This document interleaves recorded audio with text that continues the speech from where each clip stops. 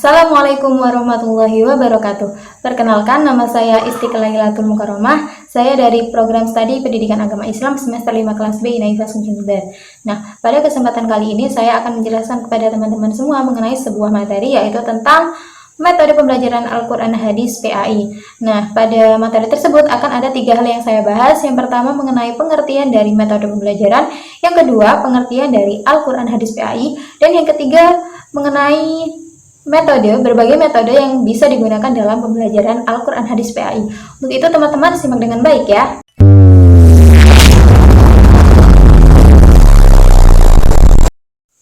Oke teman-teman, seperti yang tadi saya bilang, pembahasan yang pertama tentang pengertian dari metode pembelajaran. Jadi metode pembelajaran itu terdiri dari 2 kata, yaitu metode dan pembelajaran. Nah, untuk metode sendiri pengertiannya yaitu menurut Arifin secara bahasa metode itu berasal dari bahasa Yunani metodos, yaitu meta yang berarti yang dilalui, sedangkan hodos yaitu jalan. Jadi metodos atau metode bisa diartikan sebagai jalan yang dilalui. Kemudian menurut KBBI Daring, metode itu merupakan cara teratur yang digunakan untuk melaksanakan sebuah pekerjaan agar tercapai sesuai dengan tujuan yang dikehendaki. Kemudian yang kedua, pengertian dari pembelajaran. Menurut KBBI Daring, pembelajaran merupakan proses, cara, dan perbuatan menjadikan belajar. Sedangkan menurut Ismail Makki dan Aflahah, bahwa pembelajaran itu terikat dengan pengertian belajar. Jadi pembelajaran itu tidak jauh dengan yang namanya belajar, yang merupakan formasi kegiatan yang tidak bisa dipisahkan. Jadi belajar dan pembelajaran itu merupakan formasi yang tidak bisa dipisahkan. Kemudian menurut Rahmat, pembelajaran itu adalah proses belajar antara peserta didik dan pendidik. Nah, dari definisi-definisi tersebut dapat kita ambil kesimpulan bahwa metode pembelajaran PAI merupakan teknik penyajian yang dikuasai oleh seorang guru pendidikan agama Islam untuk mengajar atau menyajikan bahan PAI kepada peserta didik di dalam kelas.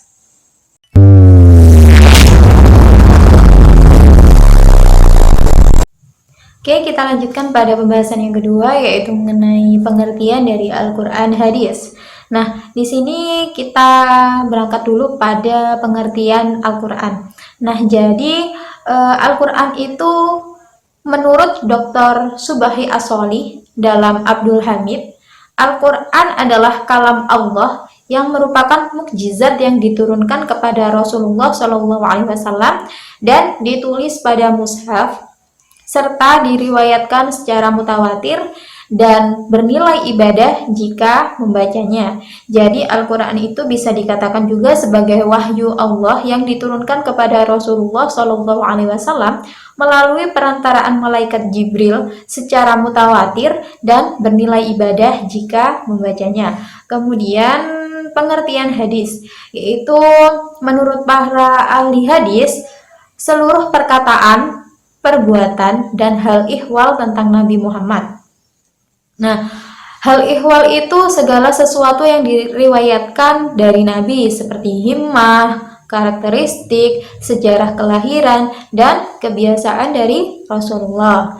Nah, hadis bisa dikatakan juga sebagai segala sesuatu yang disandarkan kepada Nabi, baik dari perkataan, perbuatan, maupun ketetapan beliau. Nah, dalam konteks pendidikan agama Islam, Al-Quran Hadis itu bisa dikatakan sebagai bagian dari mata pelajaran pendidikan agama Islam yang dimaksudkan untuk memberikan motivasi, bimbingan, pemahaman, kemampuan, dan penghayatan terhadap isi yang terkandung di dalam Al-Quran dan Hadis, sehingga dapat diwujudkan dalam perilaku sehari-hari sebagai perwujudan iman dan takwa kepada Allah. Al-Quran Hadis merupakan salah satu mata pelajaran yang terkumpul dalam satu rumpun pendidikan agama Islam dalam kurikulum pendidikan. Nah, dari paparan tersebut dapat dikatakan bahwa metode pembelajaran Al-Quran Hadis adalah cara yang digunakan dalam proses pembelajaran Al-Quran Hadis untuk menyampaikan materi Al-Quran hadis dari seorang pendidik kepada peserta didik dalam rangka pencapaian tujuan yang telah dirangkai dari awal. Oke, kita lanjutkan pada pembahasan yang ketiga.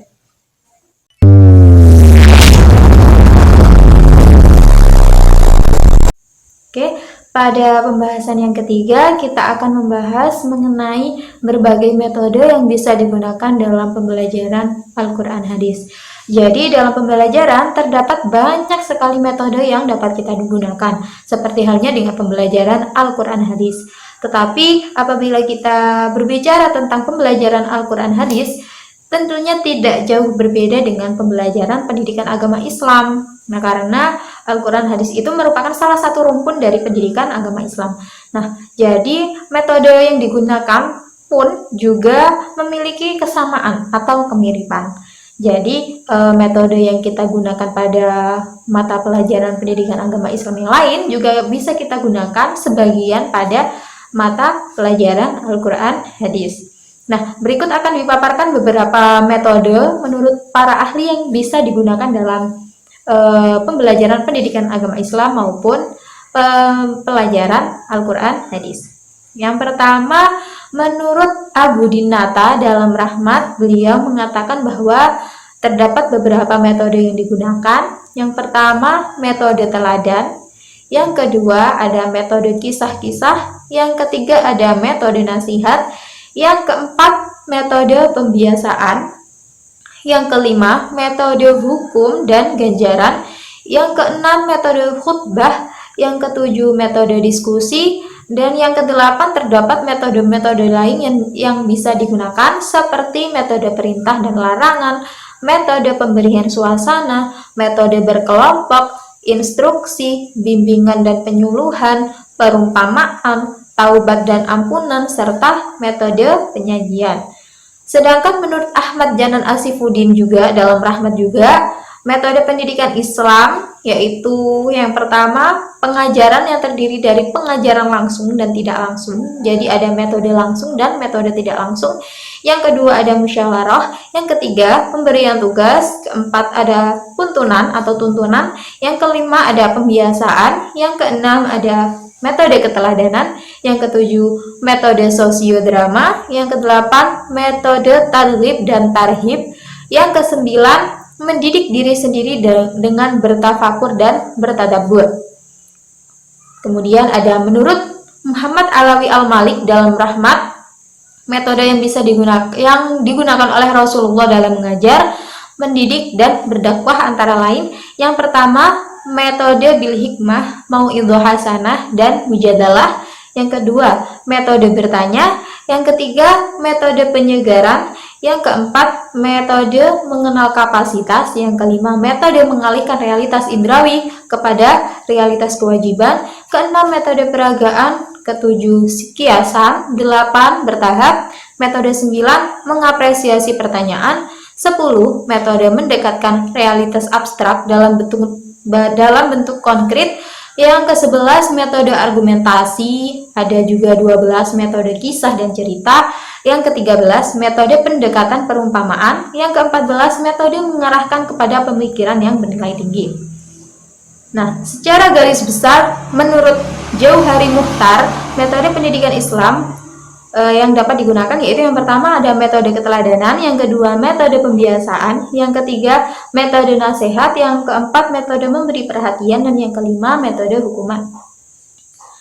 Nah, ini di bawah masih banyak sekali metode yang bisa digunakan dalam pembelajaran Al-Quran hadis. Jadi teman-teman bisa memilih metode mana yang ingin teman-teman gunakan. Nah, dari beberapa pendapat para ahli di atas dapat diketahui bahwa metode pembelajaran Al-Quran hadis pada dasarnya sama saja dengan metode pada pembelajaran pendidikan agama Islam. Banyak sekali metode pembelajaran yang digunakan. Nah, metode pembelajaran itu mempunyai andil yang sangat besar dalam keberhasilan sebuah pembelajaran. Oleh karena itu, kreativitas seorang guru, kreativitas teman-teman semua ini dibutuhkan untuk mengetahui metode mana yang cocok digunakan dalam sebuah pembelajaran yang dilakukan pada anak didiknya, sehingga mampu mencapai tujuan pendidikan yang telah dirumuskan sebelumnya.